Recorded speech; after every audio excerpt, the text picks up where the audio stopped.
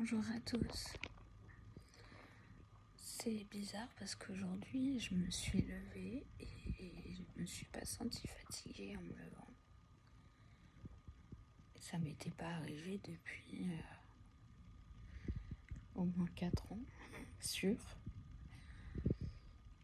Et ça me fait une drôle de sensation parce que sur le coup j'ai pas réagi et après je me suis dit mais t'es pas fatiguée? Il y a un problème. Non mais ça fait plaisir. Donc je me dis que peut-être que mon crash pour le coup là est vraiment terminé. Je croise les doigts. Mais c'est pas de ça que je voulais vous parler. Je voulais vous parler de la maltraitance médicale. Hier, je vous ai expliqué mon parcours avant Covid. Donc maintenant, vous savez que j'ai une santé très chaotique, très fragile, que je n'ai jamais eu de répit en fait. Jamais. À partir de mes 13-14 ans jusque là, aujourd'hui, je n'ai jamais eu un moment de répit. J'ai toujours eu un gros problème de santé qui tombait et c'était toujours les uns derrière les autres, tout le temps. Donc forcément, je me suis renforcée quelque part, niveau douleur, niveau beaucoup de choses, niveau mental, mais en même temps, je suis faible aussi et fragile dans le sens où j'ai vécu beaucoup de choses et que mon corps a subi énormément et que forcément j'ai mis beaucoup plus de temps à me remettre qu'une personne qui n'a jamais rien eu de sa vie. C'est normal. Attention, je ne critique pas les gens qui ont toujours eu une bonne santé, pas du tout. C'est juste que voilà, mon corps a subi beaucoup, énormément. Et donc forcément je suis plus fragile que les autres.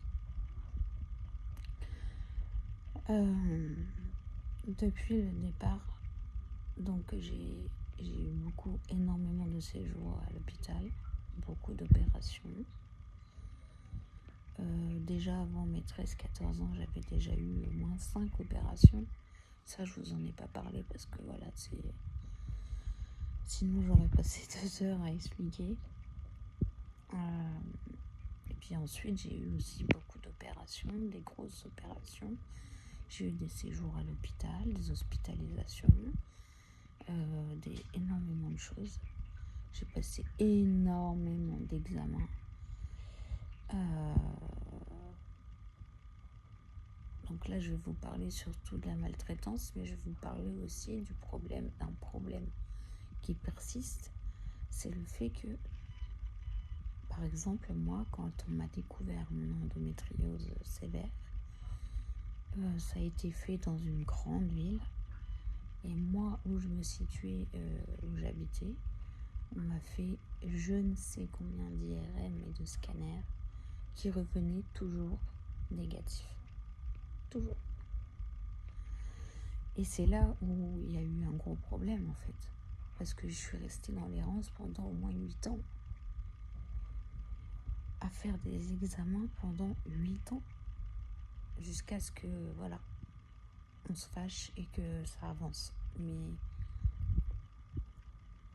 comment on peut sortir des IRM négatifs alors qu'il y avait un réel, énorme problème?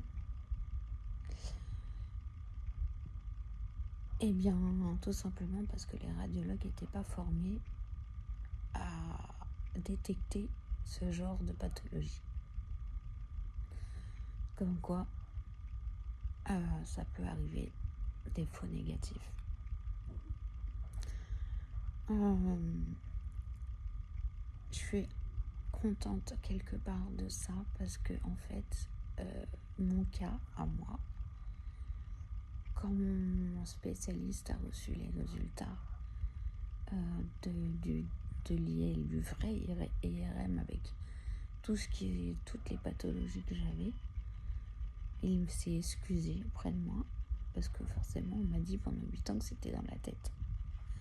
Il s'est excusé auprès de moi et il m'a dit je vais donner ça à mes radiologues, leur apprendre ce que c'est qu'une IRM.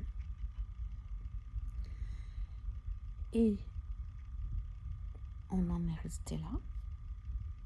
Et lorsque j'ai repassé une IRM et que j'ai eu des grosses douleurs, que j'ai repassé une IRM près de chez moi, le radiologue se rappelait de moi et m'a dit, grâce à vous, on a tous été en formation sur Paris pour apprendre à lire l'endométriose, à détecter l'endométriose.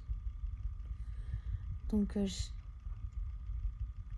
ça m'a touchée, ça m'a fait du bien, ça m'a rassurée, ça m'a apaisée.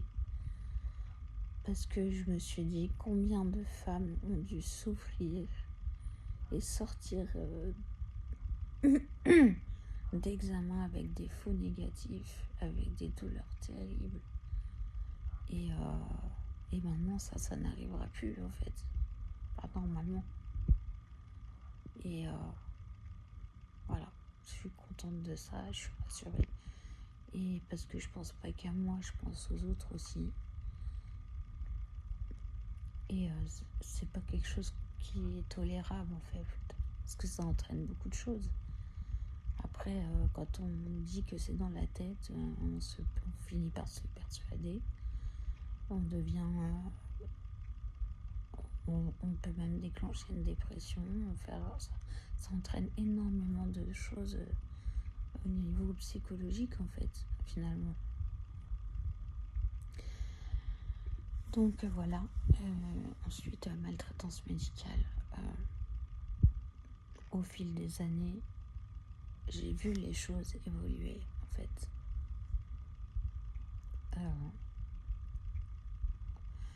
Avant, c'était pas du tout comme ça. Pas du tout comme ça. Les infirmières étaient adorables. On était toujours aux petits soins, toujours le sourire, toujours des mots gentils, toujours... franchement, moi, j'ai eu des hospitalisations où ça s'est très, très, très bien passé. Des séjours aux urgences où ça s'est très, très bien passé. Et en fait, au fil des années, j'ai senti la dégradation, en fait. Et là, aujourd'hui, quand je vois, par exemple, quand je vais aux urgences, quand je suis admise aux urgences, je vois des infirmières qui sont très, très jeunes. On ne voit plus des infirmières d'un certain âge qui ont vécu très longtemps à l'hôpital, travaillé très longtemps à l'hôpital. On voit des infirmières très, très jeunes. Et je pense que c'est une histoire de génération aussi. Aujourd'hui, je suis pas vieille, j'ai 40 ans. Je critique pas les jeunes, hein, j'en ai 2 à la maison. Non, pas du tout. Mais on sait qu'aujourd'hui, les jeunes, ils sont pas comme nous, on était à l'époque. Pas du tout. Et on voit vraiment la différence. C'est-à-dire qu'elles n'ont pas d'empathie, elles sont froides, on dirait des robots. Franchement, ça fait peur. Elles sont même méchantes par moments. Elles sont pas patientes. Elles supportent rien. Elles se moquent même. Et ça, c'est quelque chose qu'on n'aurait jamais vu avant. Jamais. Moi, j'ai jamais vu ça avant. Et en fait, un exemple tout bête, quand j'étais admise aux urgences la semaine dernière, je vomissais beaucoup.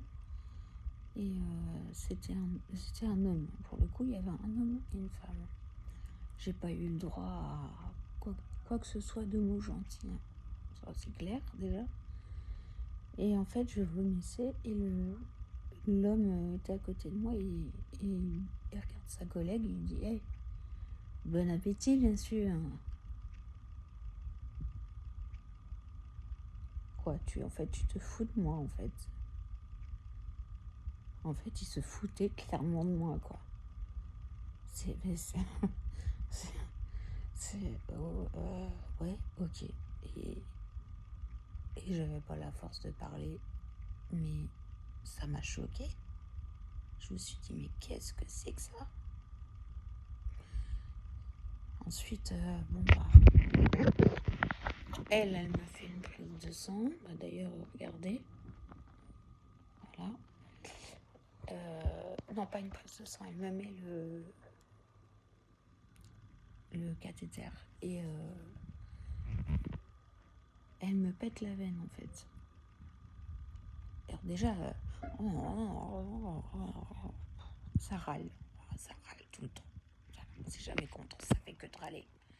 C'est incroyable, ça aussi. Enfin, j'ai l'impression que ça les fait chier, quoi. Elle fait pas ce métier-là.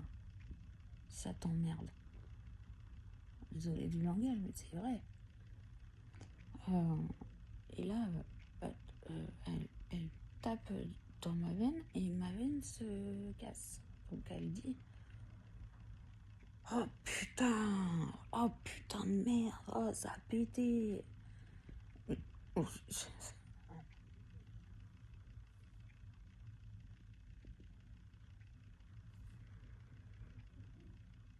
Bah ouais. Est-ce que ça c'est normal? Bah non. De parler comme ça. Non. Tu parles pas comme ça en fait. Tu dis, oh mince, excusez-moi. La veine a lâché quoi. Puis tu cherches une autre veine. Bah non. Ça dit des gros mots, ça s'énerve, ça te manipule n'importe comment. Ça râle parce qu'il n'y a pas de veine visible. Ça se plaint. Et puis une fois qu'on m'a branché de l'autre côté, et tout est branché, on s'en va, on va en salle de pause, et vas-y donc on rigole et qu'on rigole et qu'on rigole.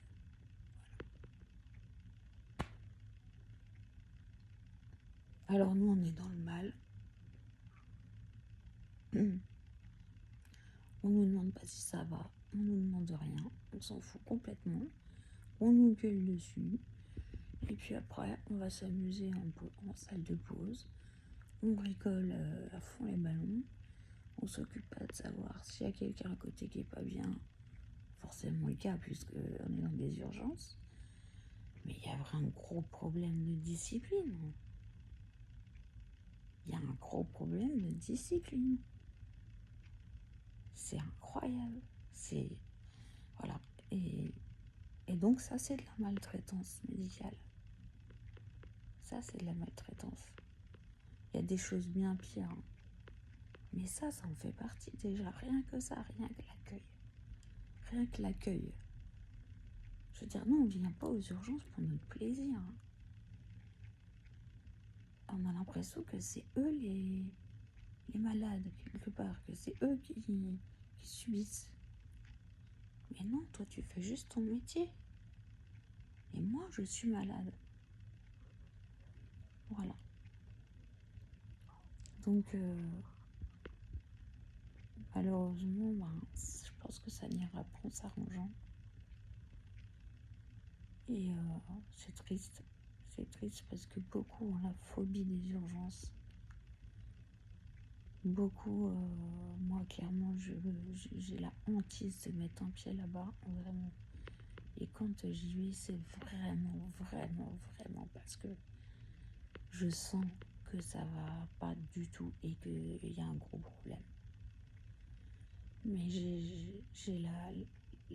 ça me fait mal d'y aller en fait. C'est terrible. C'est terrible d'en arriver là. Mais voilà. Ils remplaceraient le personnel par des robots, j'ai envie de dire. Limite, les robots seraient plus agréables que le personnel. C'est vrai. C'est... Voilà. Donc, malheureusement, nous, on n'a pas le pouvoir là-dessus. peux rien faire. Et c'est triste, c'est malheureux d'en arriver là, de voir des comportements pareils. Et j'ai bien peur que ça s'aggrave parce que là, c'est la génération actuelle et que les générations futures sont peut-être pires encore. Donc, voilà. Mais ça me fait très très mal au cœur. Vraiment. Bon, j'ai arrêté là parce que je vais me mettre à pleurer. Encore. Parce que je suis une grosse chouineuse, faut le savoir. Je suis très sensible, très émotive. Je vais vous laisser. Je vous souhaite un bon week-end. Reposez-vous, protégez-vous, comme je vous le dis à chaque fois. Faites attention à vous et ne vous laissez pas faire quand vous le pouvez, bien sûr. Voilà, merci. Bonne journée.